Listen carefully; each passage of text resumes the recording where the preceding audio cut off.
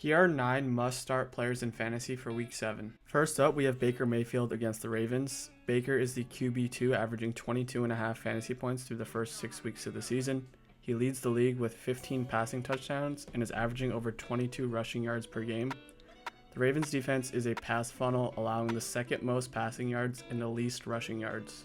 The Bucs are averaging the second most points per game with just under 30, and this game has an over-under of 49.5. Fire up Baker as a top 5 option this week.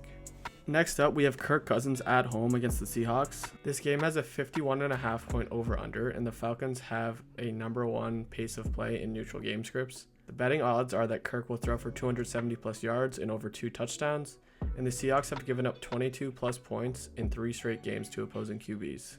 Next up, we have J.K. Dobbins, who has become a total workhorse with Gus Edwards on IR. Last week, he saw 27 total touches and over 100 scrimmage yards while scoring a touchdown. He's now scored in 3 of 5 games and gets a bottom 10 Arizona Cardinals defense against running backs.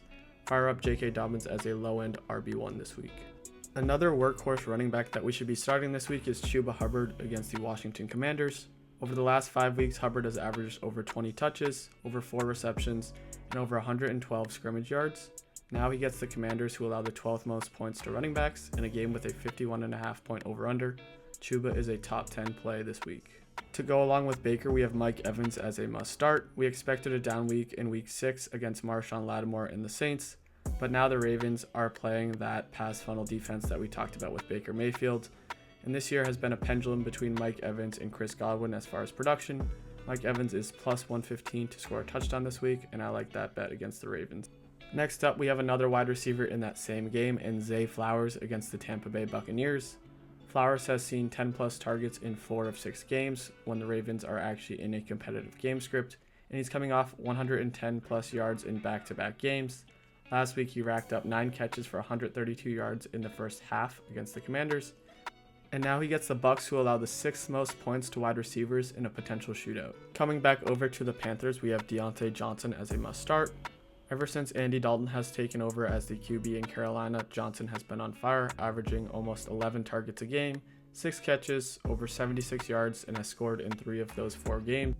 And the Commanders' Swiss cheese secondary is allowing the 5th most points to wide receivers. Deontay Johnson should shred this defense in a back-and-forth, high-scoring affair. At tight end, we're pairing Kyle Pitts with Kirk Cousins against the Seattle Seahawks, who allow the 5th most points to tight ends. Over his last 2 games, Kyle Pitts has seen 70 plus yards in each game, and again, this game has a 51.5 point over-under. We know Pitts has that big playability where he doesn't need a ton of targets, and this should be another smash spot for Pitts to continue his heater. Lastly, we have David Njoku, who saw his targets ramp up in his second week back to 7 last week. Now Amari Cooper's gone, and he should remain a focal point of this offense, allowing even more targets to come his way. He's a freak athlete that can use his yards after catch ability, so when Deshaun Watson dinks and dunks it to him, he can make plays on his own. His 7 targets were good for just over a 30% target share, which was the most of any tight end in Week 6.